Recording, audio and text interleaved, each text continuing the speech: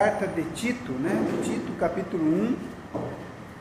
Vamos dar continuidade no estudo desta carta. Na semana passada nós vimos a introdução dela e ficamos ali no versículo 5, onde Paulo, né, ele dá o propósito, né, o assunto principal desta carta, pelo menos de início. Então, eu vou ler aí o versículo 5, Tito, capítulo 1, verso 5.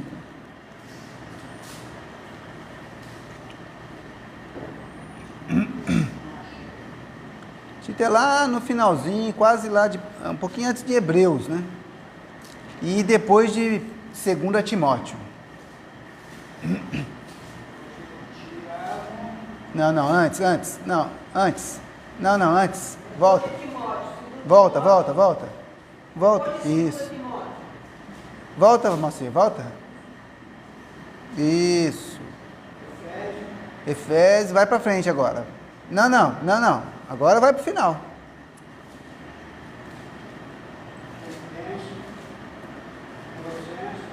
Timóteo e Tito.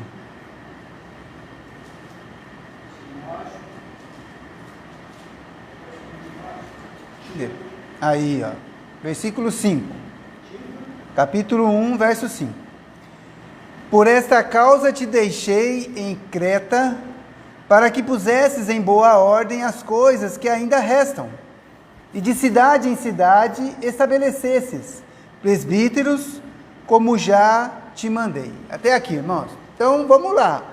O apóstolo Paulo, ele faz a introdução da sua carta, lembrando que Tito é como um filho na fé, né? Alguém que é da confiança, um companheiro de Paulo, do seu ministério, o qual o Paulo deixa nessa ilha chamada Creta e fala: olha, eu te deixei aí, por quê?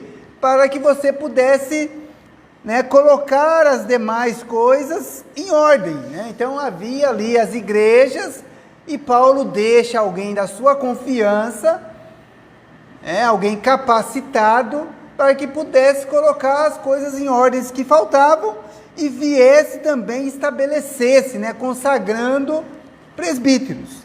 E aí, irmãos, a partir do verso 6, nós vamos ter aí as qualificações, né, as características, como deve ser o irmão que vai ser separado e vai ser consagrado para ser um presbítero, para ser um bispo, para ser um pastor.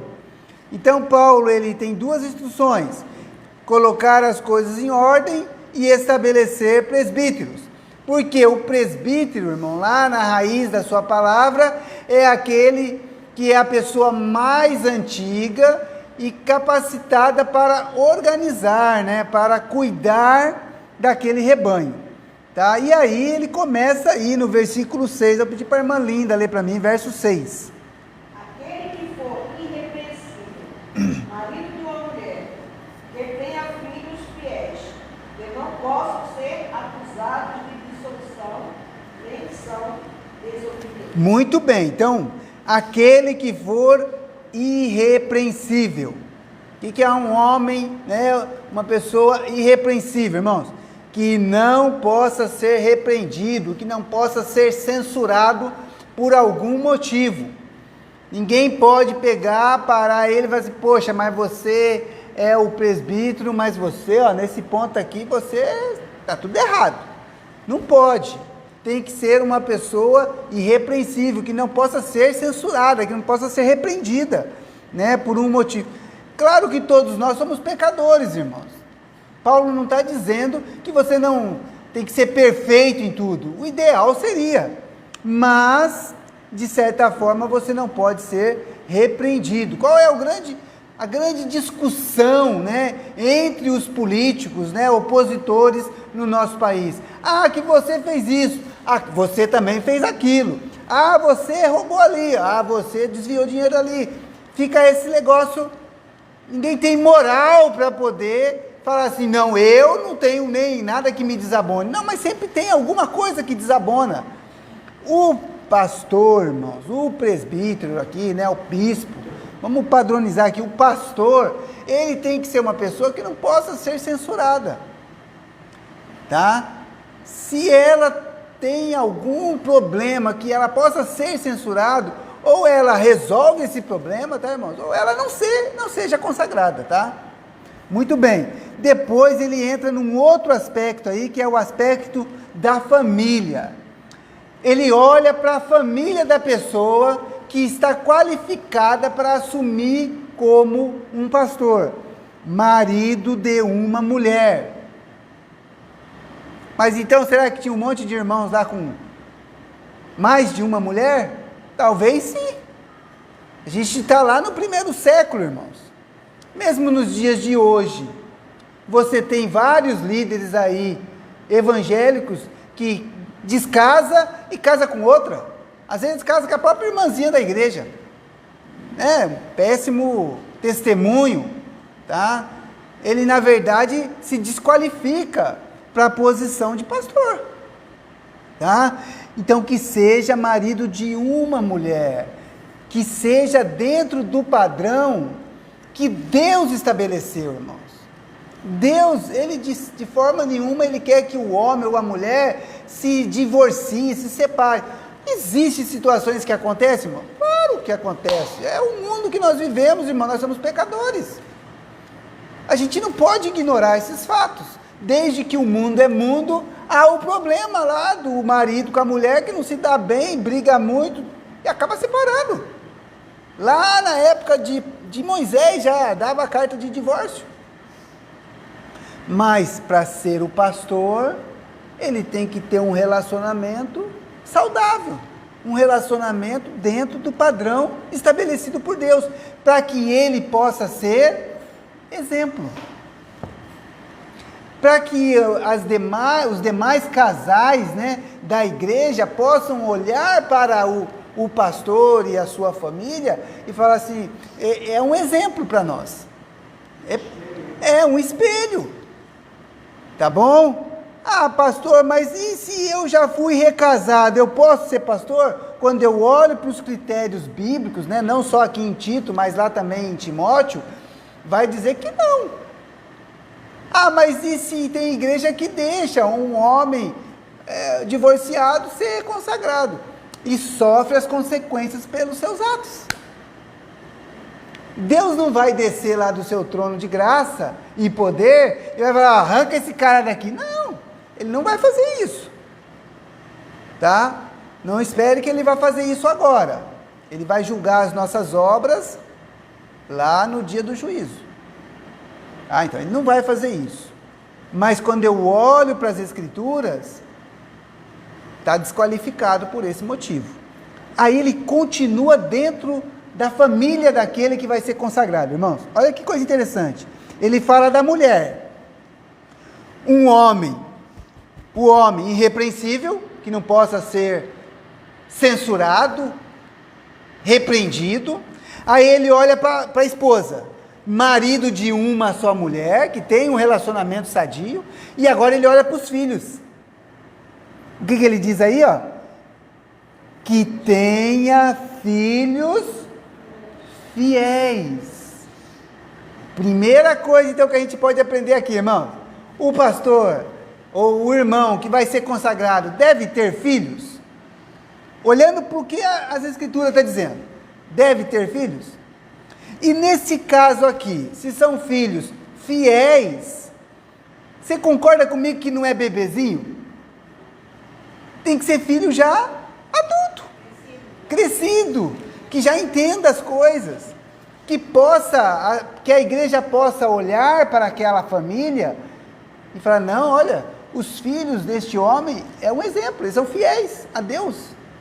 E ele vai mais longe ainda, irmãos, ele fala assim, ó, que não possam ser acusados de dissolução. O que significa isso, irmãos? O que é dissolução? É aquela pessoa que é contrária aos bons costumes, ou um pouco mais pesado, né? Uma pessoa devassa, um libertino, um mulherengo, ou uma moça namoradeira, uma pessoa que está fora dos padrões. normais da igreja. Então, o que Paulo está dizendo para Tito, irmãos? Olha, eu quero que você estabeleça presbíteros, que você consagre esses pastores, mas não é qualquer um. Tem que ser o que é modelo. Que seja um homem que não possa ser acusado, que é casado com uma esposa, com uma mulher, que tem um casamento estruturado, que tenha filhos, já adultos, que sejam fiéis. Por isso que presbítero, irmãos, é a pessoa com mais idade, a pessoa já mais madura, entendeu? Irmãos, mas muitas igrejas consagram pastores jovens ainda, tá? É um risco. Mas não significa que não possa. Mas o ideal é estar encaixado aqui, ó. Entendeu? Que a igreja possa já observar a família e falar assim, não, essa família, esse irmão, ele é um exemplo. Ele é um modelo a ser seguido, tá? Depois, ele continua falando mais, né? Versículo 7. Lê para mim, Marisa, por favor.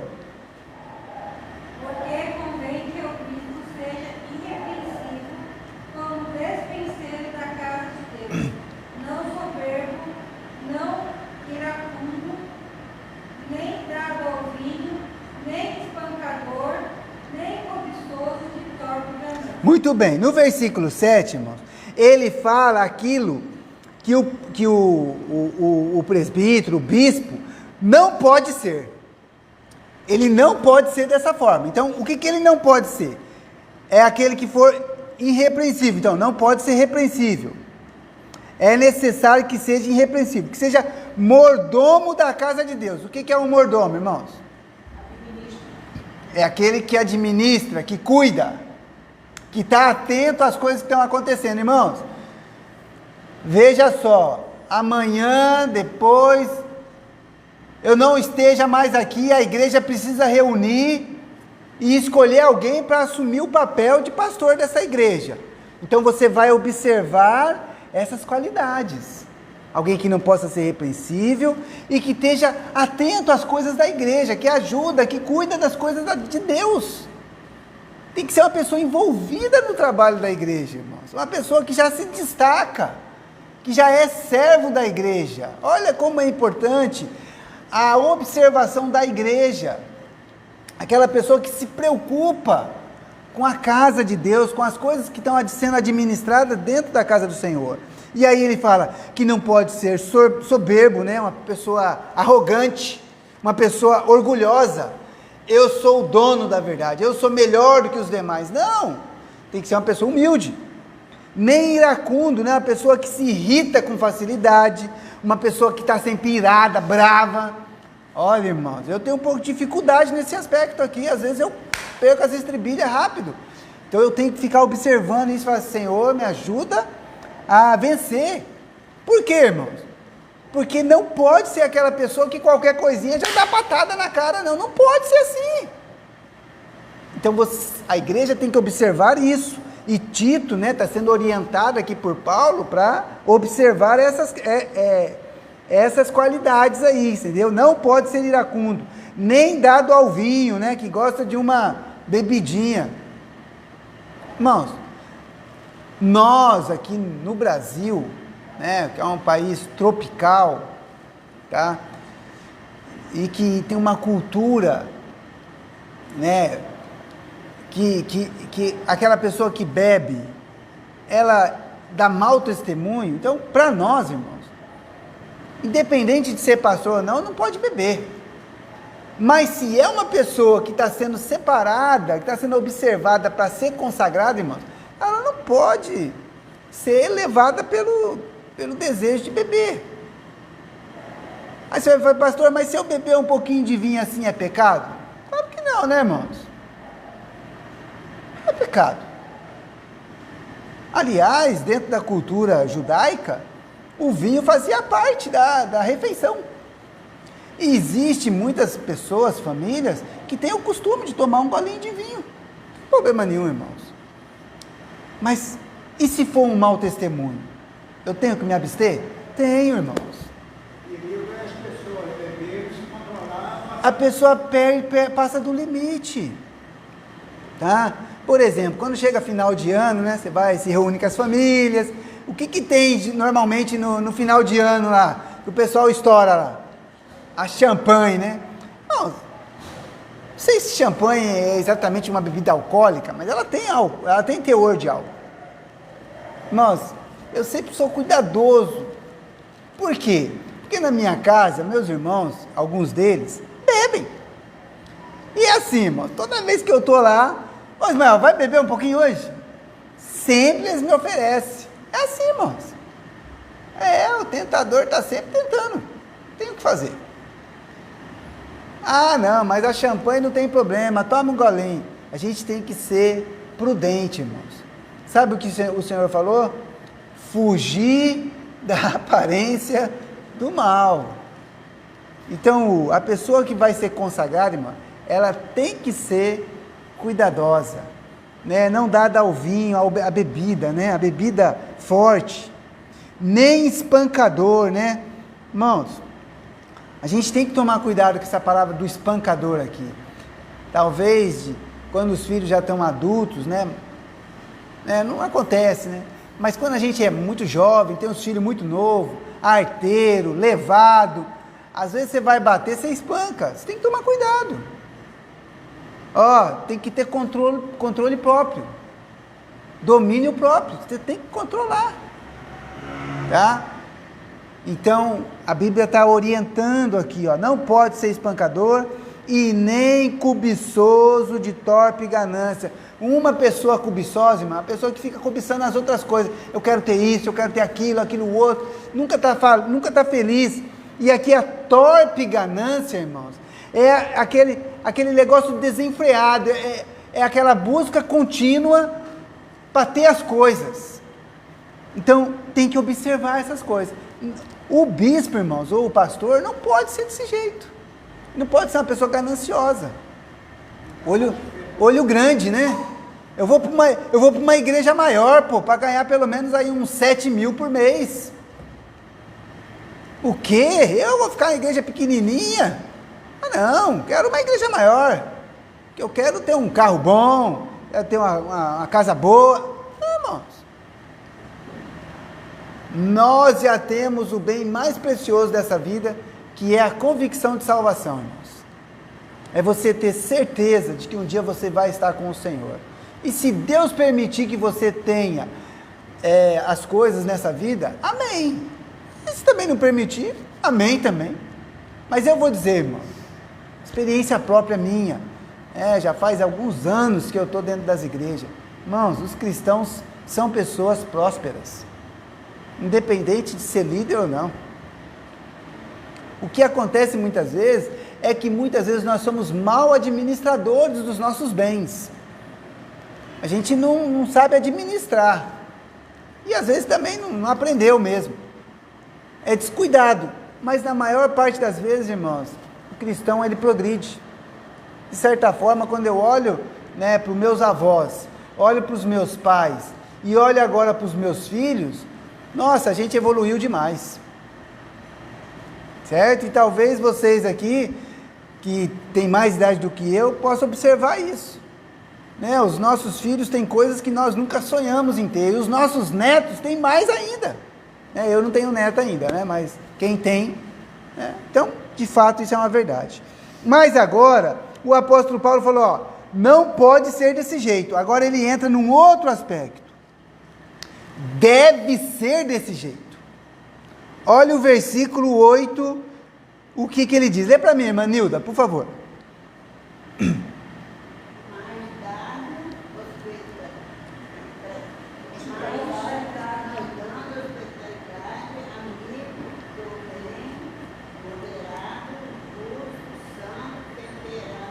Olha só, irmãos. Agora ele entrou no aspecto pessoal. Eu não posso ser desse jeito e eu tenho que ser desse jeito. Como é que o pastor deve ser, irmãos? Primeiramente, hospitaleiro.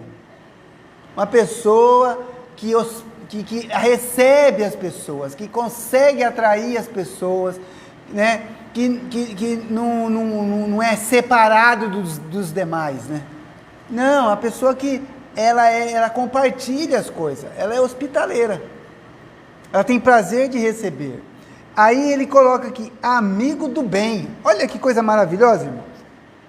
O pastor, ele tem que ser amigo do bem. Amigo do bem. A pessoa que procura as coisas certas, corretas. Ó como a gente tem que ser cuidadoso, irmãos. Também tem que ser moderado, uma pessoa equilibrada. Nem 100, nem 80, nem 8. Ele não pode ser muito largado e nem também perfeito. Aquela pessoa extremamente certinha. Não pode pisar na bola porque ele perde. Não, você tem que ser equilibrado, moderado. Tem que ser uma pessoa temperada, né? Como ele vai dizer no final, temperado. Uma pessoa que é equilibrada. Tem que ser justo, irmãos. Irmãos, a gente tem que procurar ser justo nas nossas ações. A pessoa que está sendo observada pela igreja, ou aqui no caso por Tito, tinha que ser uma pessoa justa, uma pessoa santa, uma pessoa separada para as coisas de Deus, irmãos. E uma pessoa temperada. Tá? Isso são qualidades intrínsecas da pessoa. Então, Paulo fala sobre a pessoa que está sendo separada com a sua família, né, sua esposa e filhos. Depois ele diz aquilo que não pode ser. E agora ele diz como a pessoa tem que ser na sua ação, no seu dia a dia. E aí ele entra num aspecto aqui extremamente importante no verso 9. Lê para mim, irmão Moacir, versículo 9. Retendo firme e fiel palavra, que conforme a doutrina, para que seja poderoso, santo, para demonstrar uma santa doutrina, como para convencer os contradizentes. Muito bem, então, agora ele entrou num aspecto da igreja.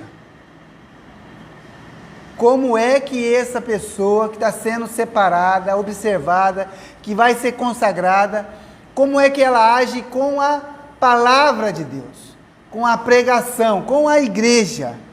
Olha o que ele diz, ó, retendo firme a fiel palavra. Então tem que ser uma pessoa de convicções firmes a respeito, ó, das Escrituras. É uma pessoa que ela defende as Escrituras, que ela é firme, que ela não é levada por qualquer tipo de ensinamento errado aí não, irmãos. Por isso que muitas vezes eu sou cuidadoso com relação à igreja, irmãos. Porque o pastor, ele tem esse papel, ele tem que ser uma pessoa firme, com a palavra fiel.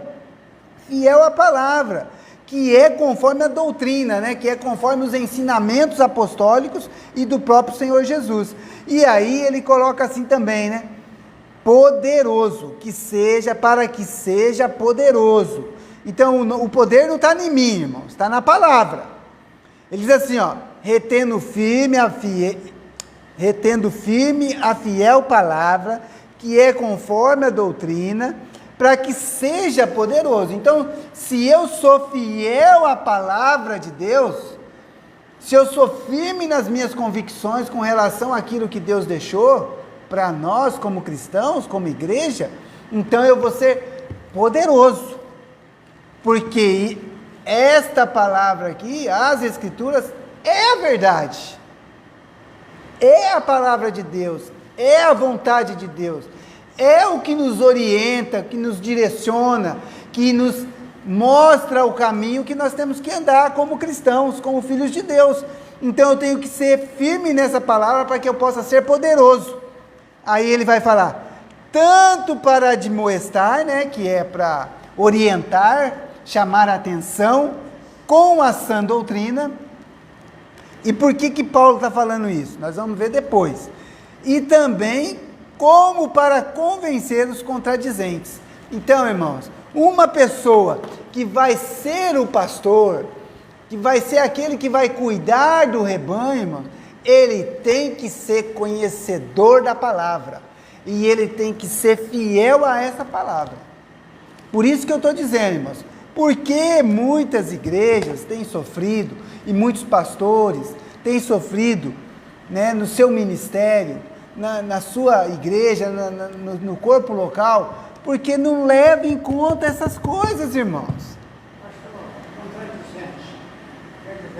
É uma pessoa que se levanta contra algo que está sendo ensinado, que não concorda com a doutrina, você entendeu? Então você vai perceber depois, né, porque no versículo 10 em diante, ele vai começar a tratar, né, dos problemas que estavam acontecendo ali nas igrejas, tá?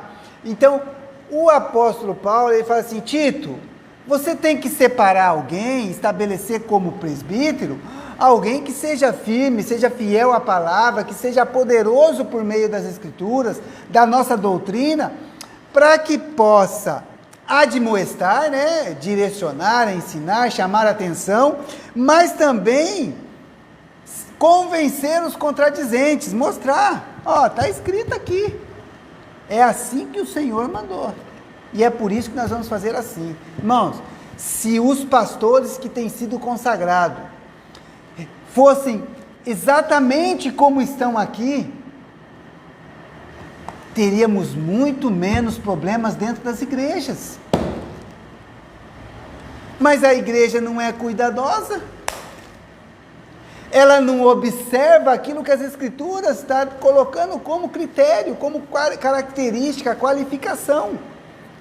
A carta de Tito, irmãos, ela é fantástica, e ela se complementa com a carta de Timóteo, que também é uma carta pastoral, tá? Por quê, irmãos? Porque ela mostra exatamente como é que tem que ser. Aí pega lá o pastor que já é recasado, tem a ex, tem um filho com um, filho com o outro, aí não entende porque dentro da igreja tem um monte de problema entre os casais, porque muitas vezes o próprio pastor não é modelo. Pega uma pessoa muitas vezes que é arrogante, coloca lá como pastor da igreja. Pega uma pessoa que é muitas vezes gananciosa, e tem muitos pastores aí que roubam as suas igrejas. Ele é o dono da igreja, ele mandou, tem que fazer. Eu não me esqueço, né, no caso aqui, pastor, isso aí não está muito bom, ó. Deixa que depois eu me vejo com o Senhor, tá? Você obedece o que eu estou fazendo, o que eu estou mandando. É assim que é? Não. Eu tenho que me direcionar pelas escrituras, irmãos. Então, se nós formos cuidadosos com esses critérios, vai evitar muito problema dentro das igrejas, irmãos. E a gente vai perceber que a igreja, né, as escrituras orientam a igreja com relação ao pastor, ao diácono e aos membros, tá? Muitas vezes nós somos descuidados, tá? A partir da semana que vem, nós vamos entender por que que o apóstolo Paulo está sendo tão criterioso com relação àquele que vai ser consagrado como pastor, tá bom? Então, a semana que vem nós continuamos a partir do versículo 10, tá? E a gente vai devagarzinho, passeando e aprendendo por meio dessa carta que Paulo escreveu a Tito, tá bom? Semana que vem, então, nós continuamos o estudo. Débora, você tem algum pedido aí?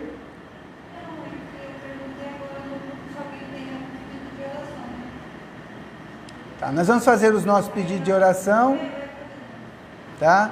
Vou começar aqui pela irmã Linda.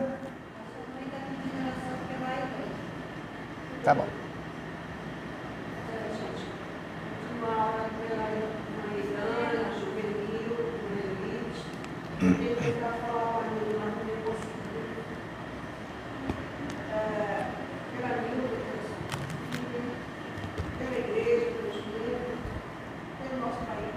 Amém. Tá bom. Eu conversei com a Nilda no domingo, tá? A mãe dela estava até se arrumando, deve ter dado alguma coisa, problema lá, e aí ela não veio, né? Porque eu liguei para ela, pedi para ela vir só às 7 horas. Ela falou, ah, não, tudo bem, legal, minha mãe já está até tomando banho e tal, mas não veio na ceia, né? Mas assim, ela me falou que a mãe dela estava bem, tá? Aí até a Nilda conversou com ela também.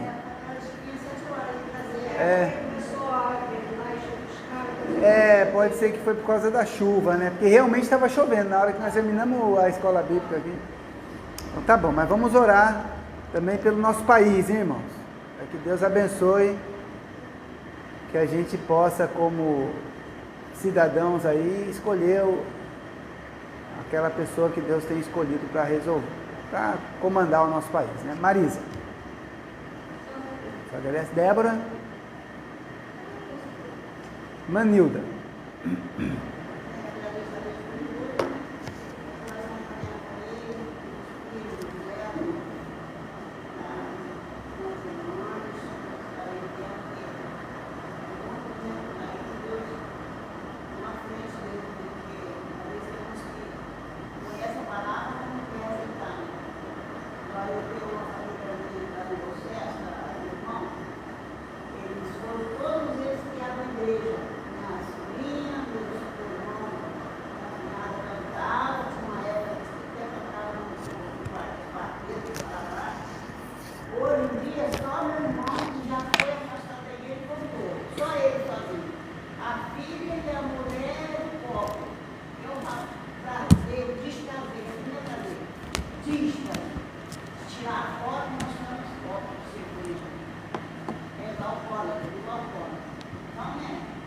É triste, né? Minha sobrinha Rosa, Lucia, Lili, todo mundo nessa mesma situação.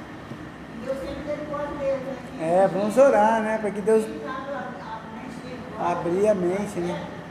E vamos ver que não foi criado ali. Criado na igreja, plantando e louvando a Deus. Hoje está louvando muito lá. Vamos orar, né? Vamos orar, porque infelizmente, né, irmãos? Amém. Amém. Esse nosso país, nosso presidente, que Deus toma na frente, né? Dá sabedoria para ele, para que resolver isso. Conseguir reverter, né? É verdade. Ai, Deus está no controle, irmãos. Mas a gente tem que orar, tá? A gente tem que buscar o Senhor e pedir a orientação dele, que ele possa intervir e fazer a vontade dele. Irmão Moacir.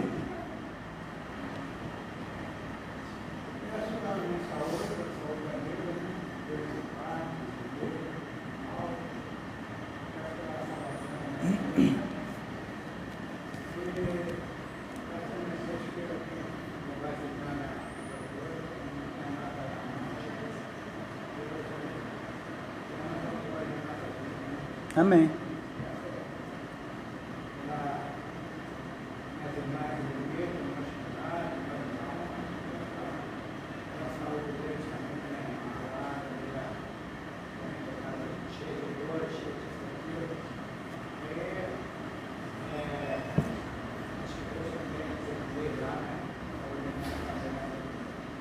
Muito bem.